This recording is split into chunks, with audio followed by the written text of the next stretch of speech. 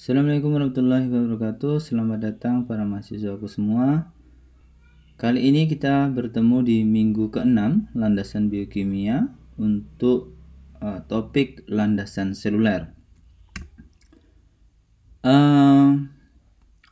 Seluler adalah bagaimana sel itu berperan dalam sistem biokimia. Jadi secara definisi sel itu adalah unit struktural dan fungsional dari semua organisme hidup.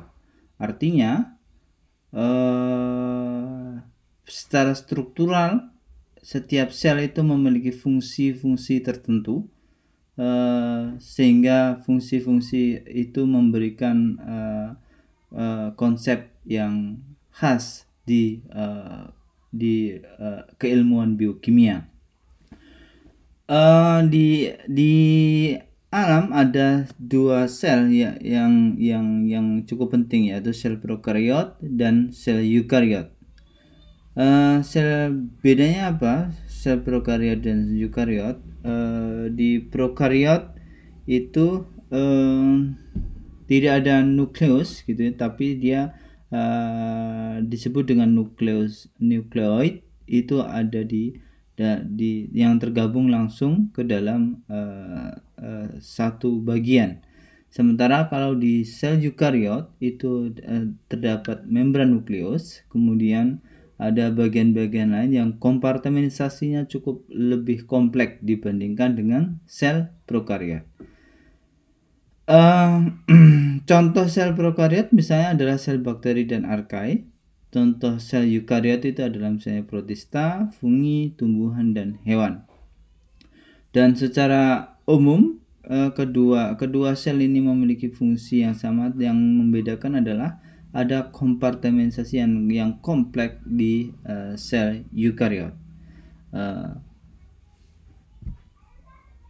Pada prinsipnya sel itu merupakan sebagai pabrik kimia, yakni di dalam sel lah proses bagaimana merancang, kemudian mengimpor, mensintesis, menggunakan, mengekspor, dan mendegradasi berbagai bahan-bahan metabolit atau bahan kimia itu terjadi. Maka dalam kaitannya ini seluler menjadi aspek penting untuk Anda ketahui sebagai seorang calon ilmuwan biokimia.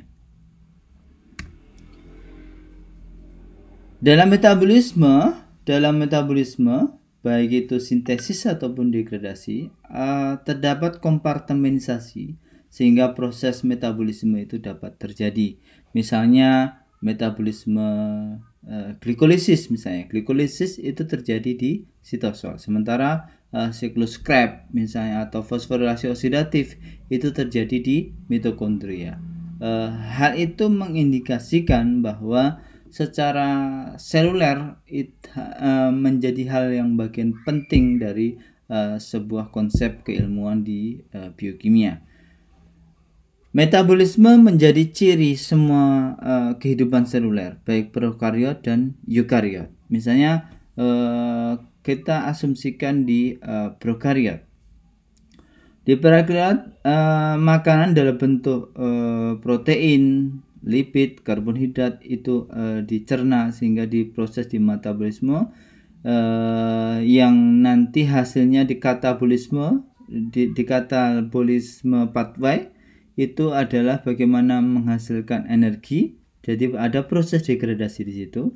Anabolisme pathway bagaimana menghasilkan senyawa-senyawa yang nanti digunakan untuk menghasilkan berbagai komponen makromolekul pembentuk tubuh. Misalnya RNA, lemak, DNA, protein, glikogen, dan seterusnya. Jadi secara fungsi dalam proses metabolisme secara seluler itu ada memiliki tiga tujuan. Tujuan yang pertama adalah menghasilkan energi, yaitu katabolisme. Tujuan kedua adalah menghasilkan komponen-komponen metabolit yang nanti digunakan untuk membentuk komponen-komponen sel makromolekul ini. Bagian yang ketiga adalah detoksifikasi. detoksifikasi atau pengeluaran racun-racun yang tidak diperlukan di dalam tubuh. Jadi 3 aspek itu yang merupakan hal yang menjadi tujuan dari proses metabolisme. Kalau kita bandingkan antara kompartementasi prokariot dan eukariot, tentu secara ukuran sangat jauh. Prokariot itu ukurannya sangat lebih kecil 1000 kali dari eukariot, lebih kecil. Dan Anda perhatikan bahwa di kompartementasi struktur di sel eukariot menjadi sangat kompleks. Jadi ada kompartementasi itu menjadi organel terikat membran untuk memediasi fungsi metabolisme. Misalnya ada vakuola, kemudian ada peroksisom.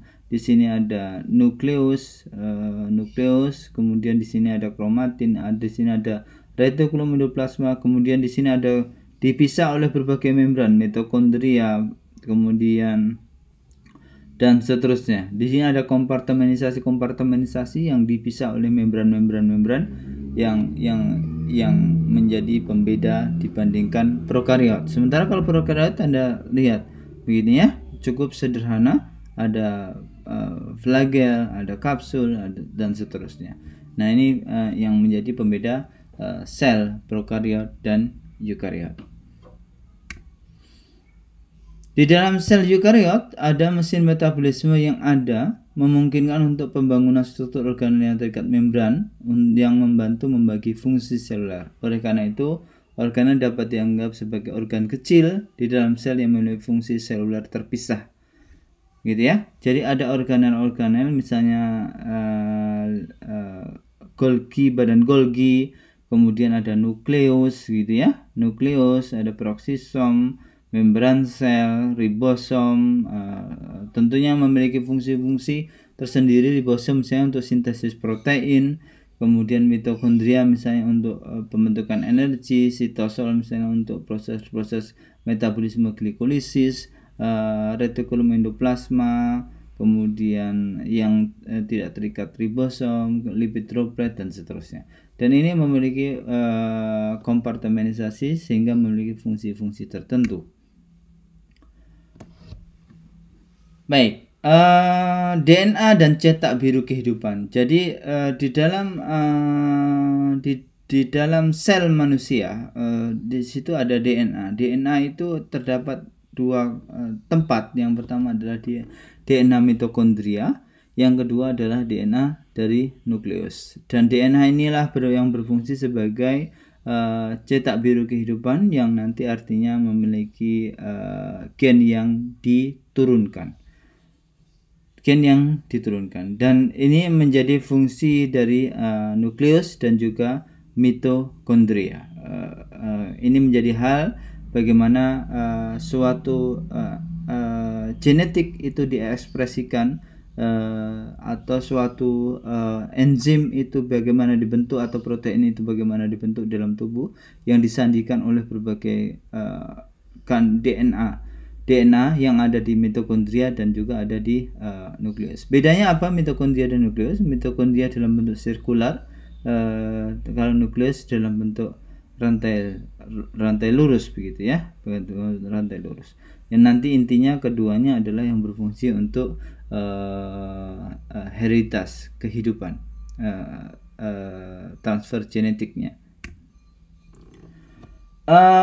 Selain itu, bahwa dalam konsep seluler itu ada juga proses bagaimana metabolit itu ditransfer dari satu bagian ke bagian yang lain. Yang salah satunya transport yang molekul seluler itu adalah melalui difusi seluler yang disebut dengan difusi pasif. Difusi pasif bisa dilakukan karena berarti molekul ini adalah molekul kecil yang bersifat nonpolar, sehingga difusi itu terjadi karena melalui difusi pasif, sehingga gradien konsentrasilah yang menggerakkan dari bagian extracellular space ke intracellular space. Ini menjadi artinya karena nonpolar, lipid bilayer sifatnya adalah nonpolar, sehingga senyawa-senyawa kecil yang sifatnya nonpolar ini juga bisa melewati gradien membran ini, sehingga karena perbedaan gradien konsentrasi sehingga molekul itu bisa berpindah secara pasif gitu. Kemudian yang kedua, bagaimana molekul besar seperti halnya besar yang polar seperti halnya H2O itu dapat juga terpindahkan atau tertransfer melalui kanal protein. Di sini ada kanal protein yang fungsinya untuk mentransfer molekul-molekul yang lebih besar yang disebut polar, misalnya H2O. Itu juga bisa ditransfer melalui kanal protein. Transfer aktif natrium kalium ATPase. Bagaimana natrium kalium ATPase ini menghidrolisis ATP? Ini ada hidrolisis ATP menjadi ADP dan menggunakan energi yang dilepaskan untuk memindahkan 3 ion natrium keluar sel. Jadi ada 3 ion natrium keluar sel dan 2 ion 3 ion natrium. Ini 3 ion natrium dan 2 ion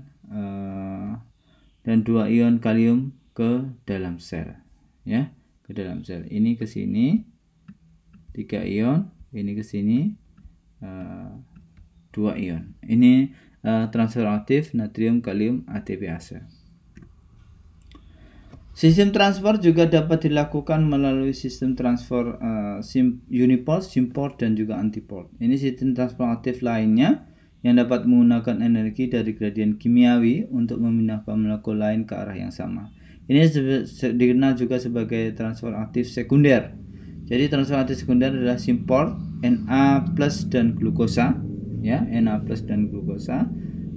Itu contohnya yang menggunakan energi Na+ yang bergerak menurun gradien konsentrasi untuk memindahkan glukosa ke dalam sel melawan gradien konsentrasi. Ini contohnya, ya, baik secara uniport, simport, ataupun antiport. Kalau uniport berarti cuma 1 senyawa, kalau simport ada 2 senyawa yang berbarengan, kalau antiport ada antiport berarti 2 senyawa yang berlawanan arah.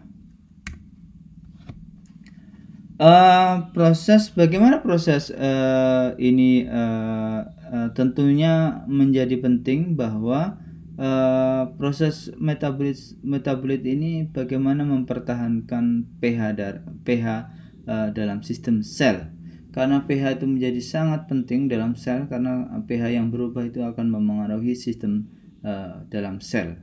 Tentu ini menjadi aspek yang perlu dipelajari begitu. Ternyata Na+ dan H+ antiport ini juga memengaruhi pH. Ketika ini tentu ini Anda perhatikan warna-warna ini memengaruhi kualitas pH. Cl-HCO3 antiport itu juga memengaruhi. Makanya di sini perlu diatur secara setimbang, bagaimana setimbang sehingga kesetimbangan intraseluler, pH intraseluler suatu sistem dalam seluler itu tetap terjaga. Ini penting kaitannya bagaimana respon-respon kimiawi, aktivitas enzim itu tetap terjaga dalam sistem selulernya. Bagaimana skema kompleks polinukleer? Jadi ini adalah skema kompleks polinukleer yang bisa diinformasikan bahwa pori itu ditambahkan selubung inti oleh lapisan membran yang mengelilingi lapisan perancah. Lapisan perancah ini menyediakan struktur dan berfungsi sebagai jangkar untuk nub yang berisi domain struktur serta domain yang sangat tidak terstruktur yang dianggap membentuk penghalang yang mengecuali molekul yang tidak berinteraksi sekaligus memungkinkan pengangkutan selektif lainnya. Jadi ini ya. Kemudian saluran pusat ini menunjukkan simetri rotasi 8 kali lipat dan memiliki 8 filamen sitoplasma serta 8 filamen inti yang masing-masing menonjol ke dalam sitoplasma dan nukleoplasma. Filamen inti diikat melalui sebuah cincin menghasilkan struktur keranjang. Pori-pori memungkinkan pengangkutan selektif molekul yang lebih besar melalui struktur membran termasuk molekul seperti mRNA. Jadi ini biasanya memang ini terikat di dalam sistem nukleus pori ini, sehingga dalam bentuk molekul seperti mRNA itu bisa ditransfer melalui sistem skema kompleks polinuklear. Bagaimana pengangkutan molekul? Pengangkutan molekul dapat dilakukan secara eksitosis dan endositosis. Jadi kalau eksitosis itu terjadi ketika vesikula sekretorik. Jadi Anda perhatikan ini. Jadi kalau eksitosis terjadi ketika vesikula sekretorik, ya. Vesikula sekretorik itu menyatu dengan membran plasma menyebabkan isi vakula terpapar keluar sel, ya. Ini eksitosis terjadi ketika vesikula sekretorik menyatu dengan membran plasma dan menyebabkan isi vesikula terpapar keluar sel. Kalau endositosis, dari proses endositosis, jadi membran plasma berinvaginasi, ya, berinvaginasi. Nih, membran plasma berinvaginasi di sekitar bahan yang akan diimpor ke dalam sel. Jadi vaginasi akhirnya terjepit untuk membentuk vesikula endosom. Dan endositosis dapat terjadi melalui yang disebut fagositosis dari pemakanan, kemudian pinositosis, ya. Pinositosis ada 2 tahap pinositosisnya, 1, 2 pinositosis, kemudian endositosis yang dimediasi oleh reseptor. Jadi ini yang titik ini adalah reseptor, ya. Ini adalah reseptor, sehingga bisa di beberapa tahapkan. Jadi anggaplah sel menjadi sebuah pabrik, begitu ya. Jadi ini adalah bagian pabrik. Kemudian ya, anggap ini adalah bagian pabrik. Anda lihat keruwetannya. Ini adalah sel, gitu ya. Sel endotel ini adalah sel endotel pulmonalis sapi yang telah diwarnai untuk menunjukkan nukleus warna biru. Warna biru ini nukleus. Terus kemudian protein sitoskeleton tubulin warna hijau fluoresen. Ini fluoresen, hijau fluoresen. Kemudian dan protein sitoskeleton F-atin warna merah neon, Jadi ini bagaimana sel itu menjadi bagian seolah-olah menjadi pabrik. Bagaimana pabrik itu berfungsi, mentransfer, mencetak, mensintesis dan seterusnya. Itu adalah sel, fungsi dari sel. Sel itu sangat crowded. Misalnya ini adalah gambaran sel E. coli yang hasil simulasi dari komputer. Jadi bagaimana crowdednya?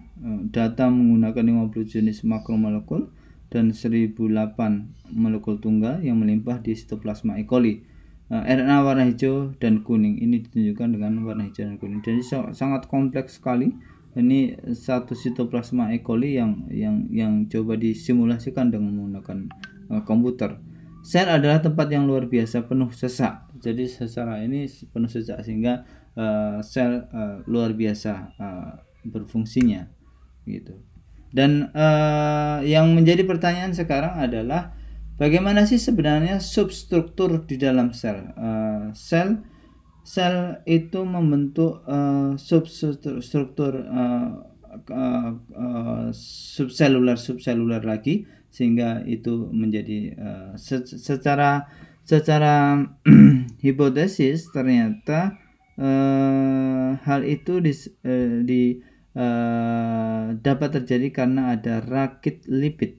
Rakit lipid adalah ini nomor 2 ini, berarti dari sini ke sini, dari sini ke sini, ya. Ini adalah rakit lipid. Rakit lipid ini kemampuannya sangat ini karena dia dapat mengikat berbagai komponen, mulai dari glikosilasi modifikasi, glikoprotein dan glikolipid, GPA corit protein, kolesterol, glikolipid.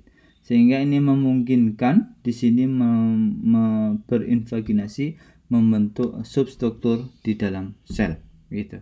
Ini yang disebut dengan rakit lipid. Pada level tertentu bahwa di dalam sel itu dibangun berbagai molekul membangun sel. gitu ya, molekul pembangun sel. Jadi kalau misalnya Anda lihat di sini bagaimana molekul sel dan sel organel itu dibangun oleh berbagai komponen, mulai dari supramolekul kompleks, ini misalnya kromosom, plasma membran, dinding sel. Ini dibangun oleh makromolekul, DNA, misalnya kromosom dibangun oleh DNA, kemudian plasma membran oleh protein, kemudian dinding sel oleh selulosa. Monomeric unitnya adalah DNA adalah nukleotida, kemudian protein adalah asam amino, kemudian selulosa adalah gula. Ini berbagai komponen menjadi satu kesatuan untuk membangun sistem dalam sel. Baik, terima kasih atas perhatian dan para mahasiswa semua. Sekian dari saya. Assalamualaikum warahmatullahi wabarakatuh.